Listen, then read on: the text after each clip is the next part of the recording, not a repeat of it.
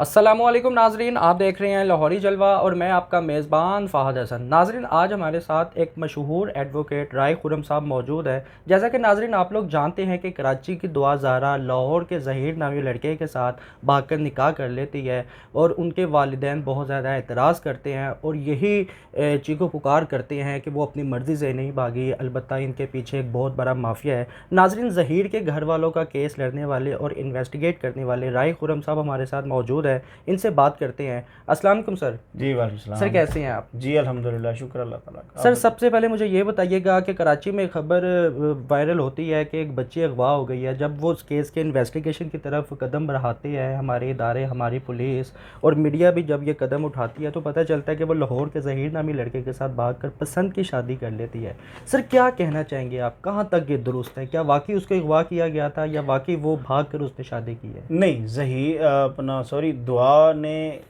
को अगवा तो नहीं किया गया। बिल्कुल। दुआ अपनी मर्ज़ी से कराची से लाहौर आई है, उसने आके ज़हीर के साथ अपनी मर्ज़ी से शादी की है और निकाह किया और अपनी ज़िंदगी गुजारना शुरू कर दी है उसने। अच्छा सर, ये बताइएगा कि मेहदी काज़मी साहब के बहुत ज़्यादा बयान आए जिसमें उन्होंने ये कहा कि मेरी बच्ची 14 साल की है और मेरे शादी को 16 साल हुए हैं, तो मेरी बच्ची के निकाह फार्म पे जो तारीख डेट पैदाइश लिखी गई है वो 18 साल है। तो सर क्या आपको लगता है कि ये निकाह जायज़ है बकौल उनके वालिद साहब के? नहीं, उनके वालिद साहब का तो एज के बारे में कहना है, निकाह उनका बिल्कुल ठीक है, निकाह अच्छा। असली है और बिल्कुल सही तरीके से जो शरीयत के मुताबिक होता है, जिस तरह के रनवे मैरिजेस में होता है वो निकाह उसी तरह हुआ है। निकाह खान ने निकाह पढ़ा है, इजाबो कबूल हुआ है, निकाह का अंदराज हुआ है और दुआ के कहने पे ही उसकी एज 18 साल है। क्योंकि देखिए, जब कोई आता है तो उससे पूछा जाता है कि इन्वेस्टिगेट किया जाता है कि आपकी एज क्या है, बिल्कुल। आपके पास डॉक्यूमेंट क्या है। वो कहती है, उसने कहा थी कि मेरी एज 18 साल है, मेरे वालिद साहब ने एज कम लिखवाई हुई है। क्योंकि अक्सर औकात हमारी सोसाइटी में इसी तरह के मामला चलती हैं। बच्चों की जिनको स्कूल्स में स्टडी करवाना होता है वो बच्चों की एज साल 2 साल 3 साल कम लिखवाई जाती है। ये एक मामूल का हिस्सा है हमारी सोसाइटी का। तो इस वजह से उसने कहा, हमने तस्लीम कर लिया कि जी ठीक है, बच्ची कह रही है, अब आ गई है तो ठीक ही बात होगी।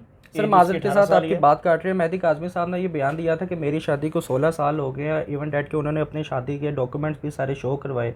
उसके मुताबिक क्या आपको लगता है कि वो 16 साल है? कम से कम 1 साल का तो गैप होगा ना कम उम्र होने में उसकी। ये एक आपका थोड़ा सा साइंटिफिकली क्वेश्चन है। इसको अगर मैं एक्सप्लेन करना चाहूँ तो मैं इस वक्त तो आपको कर सकता हूँ, लेकिन करना नहीं है। क्योंकि जब मेडिकल आ जाए, एक डॉक्यूमेंट आ जाए, बीइंग एज एडवोकेट मुझे उस डॉक्यूमेंट को, क्योंकि ऑनरेबल सिंध हाई कोर्ट ने मेडिकल करवाया है, ये कोई आम डिपार्टमेंट का नहीं है, पुलिस का नहीं है, ऑनरेबल सिंध हाई कोर्ट के हुक्म पे मेडिकल हुआ है। सही हो गया। और उस हुक्म के मुताबिक जो मेडिकल है उसमें 16 से 17 साल एज आई है, ज़्यादातर 17 साल की तरफ, सही हो यानी कि 16.5 से प्लस।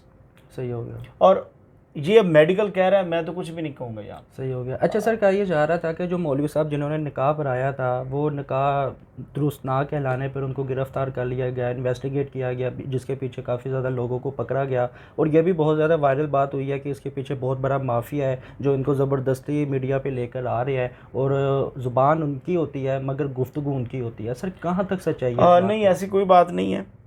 जिन मौलवी साहब ने निकाह पढ़ाया था उनको तो गिरफ्तार ही नहीं किया गया। सही। जिनका रजिस्टर था उनको गिरफ्तार किया गया। सही। और जहाँ तक आप बात करें कि इनके पीछे कोई माफिया गैंग है, ऐसा कोई चीज़ नहीं है। कोई ऐसा गैंग नहीं है, कोई ऐसा ग्रोह नहीं है। बच्ची ने पसंद से, अपनी मर्ज़ी से ज़हीर से शादी की है। पबजी के ज़रिए इनकी आपस में चैटिंग हुई, बात हुई और आगे वो उन्होंने बताया अपने, उनका भी इंटरव्यू आ गया कि किसकी, मुझे तो उन सारी गेम्स का पता भी नहीं है क्योंकि ना मैं खेलता हूँ ना मुझे पता। तो लिहाजा उन गेम्स के ज़रिए उनकी आपस में ताल्लुकात उस्तवार हुए और उसकी उसी बुनियाद पे आगे ये एक निकाह की सूरत में, शादी की सूरत में हो गया। सही हो गया। अच्छा राय साहब, ये बताइएगा, कहा यह जा रहा था कि पाकिस्तान के मुख्तलिफ शहरों में ज़हीर और दुआ ज़ारा की लोकेशन मिली है। अब ये बताइएगा कि ज़हीर तो ख़ुद एक स्टूडेंट है, उसके पास इतनी अफोर्डेबिलिटी कहाँ से आई, इतना पैसा कहाँ से आया, क्या वो इतनी जल्दी अफोर्ड कर सकता है? आपको भी किसी शहर से दूसरे शहर जाना हो, आप भी किसी यार दोस्त को कहेंगे, रिश्तेदारों को कहेंगे यार जगह अरेंज करें, चाहे आप जितने मर्जी अरबपति हों, ऑब्वियसली आपके पीछे कोई ना कोई यार दोस्त होंगे जो आपकी हेल्प आउट कर रहे होंगे। क्या आपको लगता है कि ये अकेला ये काम कर सकता था? ज़हीर के साथ उसकी पूरी फैमिली थी। सही हो। जो ट्रैवल कर रही थी। अच्छा। ना तो कि क्या वो ज़हीर इतना का। अफोर्ड कर रहे थे कि वो मुख्तलिफ शहरों में लोकेशन नजर आ डेफिनेटली रही वो है? अफोर्ड कर रहे थे तो मुख्तलिफ शहरों में जा रहे थे ना। मुख्तलिफ शहरों में कितना हम्म। को आया, उनकी लोकेशन आई है। लाहौर से वो उनकी लोकेशन कोई बालाकोट की आ गई है, अच्छा। बालाकोट से मुजफ्फराबाद की आ गई है, मुजफ्फराबाद से आखिरी लोकेशन उनकी चिश्तियाँ की आई है, सही हो और उससे पहले जो लोकेशन थी जिला उकाड़ा की, हवेली लक्का की, वो उनका भाई घर है। सही ये हो 4 लोकेशंस आई हैं। कौन सी उन्होंने हर शहर फिर लिया। सही हो गया। अच्छा सर, ये बताइएगा कि मेहदी काज़मी साहब ने एहतिजाज की कॉल दे दिया है, दीगर कुछ इलाकों में, ज़्यादा नहीं कुछ इलाकों में उन्होंने एहतिजाज भी किए हैं, जैसे कि लिबर्टी में, लाहौर में, कराची में कुछ जगहों पे एहतिजाज किए हैं। सर क्या लगता है आपको, क्या वो मेहदी काज़मी साहब इतनी आसानी से अपनी बच्ची को छोड़ देंगे? देखिए जी, वो वालिदैन हैं, उनके बारे में मैं नहीं बात करता, क्योंकि वो इस वक्त दुख और तकलीफ़ में हैं। बिल्कुल उसका एहसास हमें भी है, लेकिन बीइंग एज ए एडवोकेट मेरा प्रोफेशन भी है। बिल्कुल।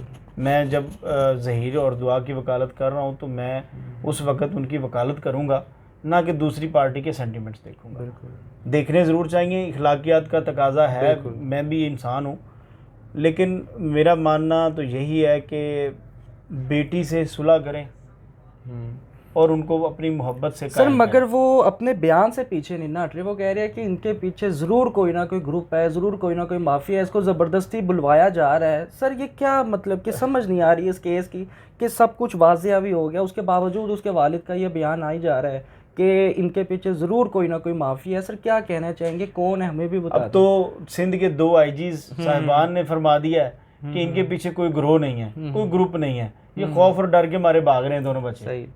तो इसके बावजूद आप जानबूझ के कोई ग्रुप बना के खड़ा करना चाहते हैं, तो वो एक अलग बात है। सही हो गया। अच्छा देखिए, सर आप जी। देखें 20-20, 25-25 लोग यहाँ से पंजाब से उठा के गिरफ्तार करके कराची लेके जा चुके हैं। सही। उनमें से किसी बंदे का किसी ग्रोह के साथ या उन पे किसी किस्म का कोई क्रिमिनल केस भी रजिस्टर्ड नहीं था पहले। सही। तो किस आपने अगर ग्रुप बनाना है या कोई माफिया बनाना है तो वो एक आप बना दें, फिर बना दें। को खड़ा करना चाहते हैं तो बाद में कोई होता फिर मेरे तो इल्म में नहीं है, लेकिन इस वक्त तक उनके पीछे कोई माफिया, कोई ग्रोह नहीं है। लेकिन बच्चे अपनी मर्जी से, अपने ही डर की वजह से वो सारा भागते फिरे हैं। आखिरकार वो उन्होंने पकड़े जाना था, वो पकड़े गए हैं, पेश हो गए हैं, पेश होके उन्होंने अपने बयानात रिकॉर्ड करवा दिए हैं। अब पीछे रह गया। सही हो गया। सर माजरे के साथ एक सवाल पूछने जा रहा हूँ। कहा यह जा रहा था कि दुआ ज़हरा का माइंड, जो उनका ब्रेन है ना, वो वॉश कर दिया गया है, चाहे वो पिल से हो या वट किसी भी बात से हो, बलगलाया गया है या किसी भी तरह से उसका ब्रेन टोटली वॉश कर दिया गया है, जिस वजह से ज़ुबान तो उसकी है मगर गुफ्तगू पीछे किसी की आती है। मेरे भाई सर क्या कहना चाहेंगे आप? मेरे भाई ये तो एक यूट्यूबर्स की बात है। आप भी यूट्यूब पे करते हैं काम, बिल्कुल। बाकी ये सारी चीज़ें अफवाहें, इस तरह की बातें यूट्यूबर्स की बातें हैं जो कि बेबुनियाद और गलत है। सही। अगर मुझे ये बताएं कि अगर कुछ ऐसा था, मेडिकल नहीं हुआ उसका, बिल्कुल यार इतनी आंखें नहीं बंद होनी चाहिए, इतना झूठ नहीं होना चाहिए। सही। सिंध हाई कोर्ट ने मेडिकल करवाया है, मेडिकल में अगर एज आ गई है तो उसके साथ वो जो नशा था, पिल्स था, जो भी आप कह रहे हैं, वो क्यों नहीं कुछ आया? बिल्कुल वो भी आता है। सही हो गया। तो सारी चीज़ों को देखें, ये सिर्फ यही ना हो कि अगले बंदे पे आप थोपी जाए, ये नहीं होना चाहिए। सही हो गया। अच्छा सर ये बताइएगा कि अदालत में जब बाप ने 5 या 7 मिनट की मुलाकात की इजाज़त दी है दुआ ज़हरा को उसके वालिद मेहदी काज़मी साहब के साथ, बकौल मेहदी काज़मी के 5 से 7 मिनट की मुलाकात थी, दुआ ज़हरा से जब मेरी मुलाकात हुई है तो वो रज़ामंद हो गई थी मेरे साथ जाने के लिए, मगर पुलिस की जानिब से उसको रोका गया, उसको कहा गया कि टाइम पूरा हो गया है, अब चलिए आप हमारे साथ। क्या कहना चाहेंगे आप? जिस तरह के दुआ ज़हरा ने मुझे बताया, वो रज़ामंद नहीं हुई थी। टाइम 5 मिनट का था, 15-20 मिनट मुलाकात चली है, तो पुलिस ने तो अपनी डेफिनेटली कार्रवाई पूरी करनी है, चाहे वो पुलिस कहाँ की भी हो।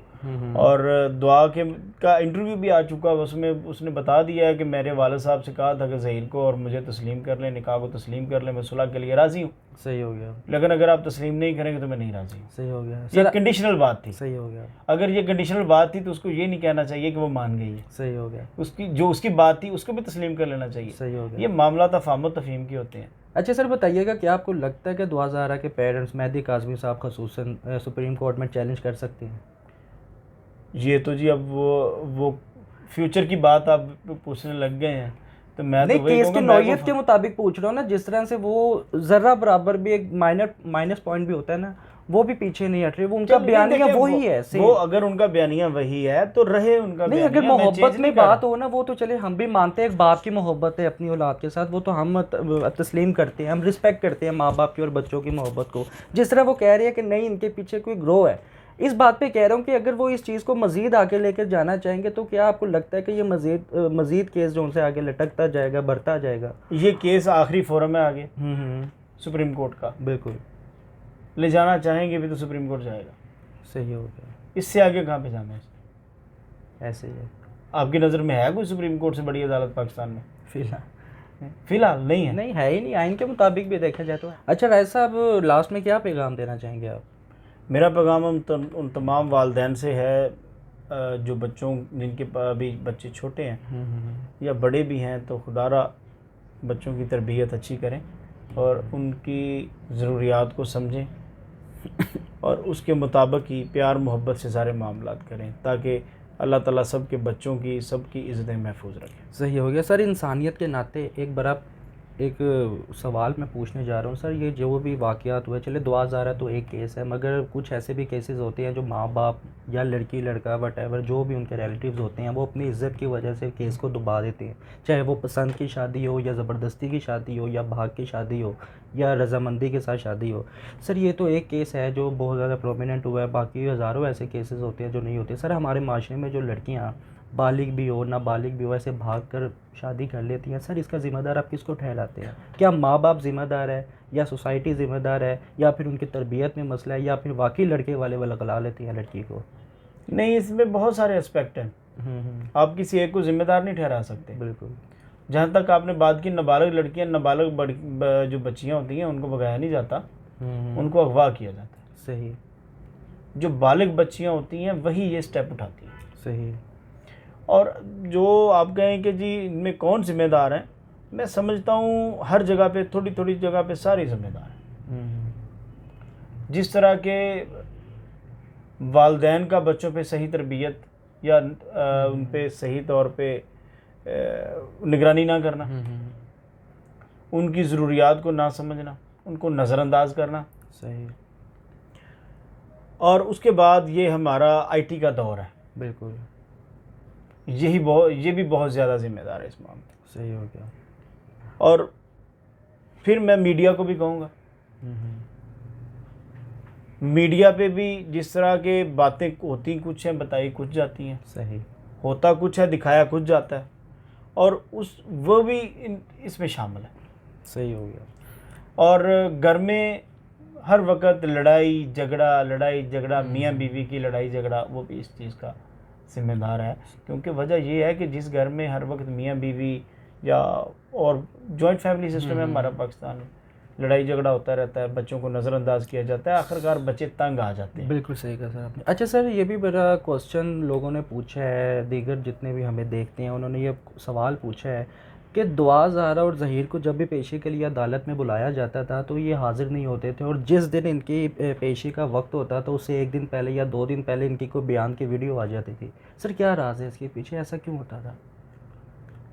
जिस हद तक तो मैं समझता हूँ वो ये है कि जब उनको पेशी पे बुलाया जाता था तो वो सिंध के लिए बुलाया जाता था। सिंध में जब आपकी सिटिंग मिनिस्टर और गवर्नमेंट और जो दूसरी एनजीओज़ हैं वो आपको कहेंगे जी आप यहाँ पे हम निमट लेते हैं, सही, हम हीट से हीट पहुँचा देंगे, हम ये कर देंगे, तो छोटे बच्चे थे वो डर गए, वो खौफ के मारे भागे।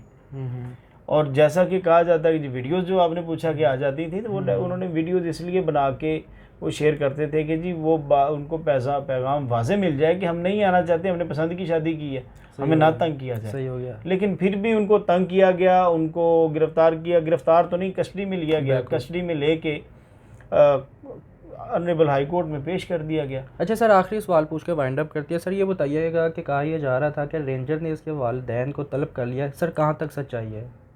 ये मैंने भी खबर मीडिया पे सुनी है, न्यूज़ पे सुनी है, मुझे नहीं पता कितनी सच्चाई है कितनी नहीं। सही हो गया। ये बस सुनी है, खबर सुनी है। तो सर आप उनसे राब्ते में हैं, क्या आपने इन्वेस्टिगेट करने की कोशिश की? किन से? मतलब कि ये वाकई रेंजर ने तलब कर ली है? नहीं, मुझे उनके ज़रूरत वालिदैन को? नहीं इतना इस मामले को इन्वेस्टिगेट करने की। सर वो भी कहते हैं जिसके खिलाफ आप लड़ते हैं कम से कम उसका भी तो थोड़ा नहीं, सा लड़ाई इल्ज़ाम तो होना अब चाहिए। देखें, लड़ाई नहीं, केस की बात करो मैं ना केस आप। की बात कर रहा हूँ, मैं भी केस की बात कर रहा हूँ, मैं जी, केस जी। की हद तक हूँ, जी, जी, बिल्कुल। मैं केस क्योंकि से ऑब्वियसली बाहर उनसे मेरी जो कोई ऑपोजिट लड़ाई नहीं है। नहीं ऑपोजिट जो आपके एडवोकेट होते हैं ऑब्वियसली उनके साथ भी तो केस भाईजान, की। ये इन खबरों की या इन गलियों बाजारों में बातें जो होती हैं ना, इनके बारे में हमें ज़रूरत नहीं होती पता करने की, सही हो गया। और ना ही ये अदालतों में बातें होती हैं, सही। वो सुनी सुनाई बातें होती हैं, अफवाहें होती हैं, सही। उनसे हमारा क्या ताल्लुक, कोर्ट का क्या ताल्लुक, कानून का क्या ताल्लुक। सही हो अगर उनको मेहदी साहब को रेंजर ने बुलाया था, रेंजर के जो ऑफिशियल्स थे उन्होंने अगर बुलाया जी, था, जी। तो मैंने खबर सुनी है मीडिया पे, हम्म। तफसीलन ना मैंने सुनी है कि क्या कहा, क्या नहीं कहा, क्या हुआ, क्या नहीं हुआ, कब बुलाया, गए नहीं गए, मुझे इससे सरोकार नहीं है। नाज़रीन, अगर आपको इनके ख़यालात से अगर आप इनके ख़यालात से एग्री करते हैं, अगर इनके गुफ्तगू से आप एग्री करते हैं और अपनी राय का इज़हार देना चाहते हैं तो कमेंट सेक्शन पे आप लोग अपनी राय का इज़हार भी कर सकते हैं। इसी के साथ अपने मेज़बान को इजाज़त दीजिए। देखते रहिए लाहौरी जलवा फ़ात हसन के साथ। अल्लाह हाफ़िज़।